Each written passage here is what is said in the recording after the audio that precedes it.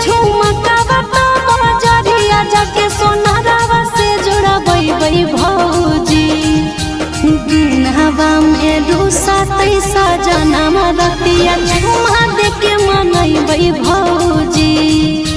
दिन हवा में रूसा तैसा जनम रतिया झुमा देके मनैबै भौजी। टूटतै झुमका बजरिया जाके सोनारावा से जोड़बै भौजी। टूटतै झुमका बजरिया जाके सोनारावा से जोड़बै भौजी।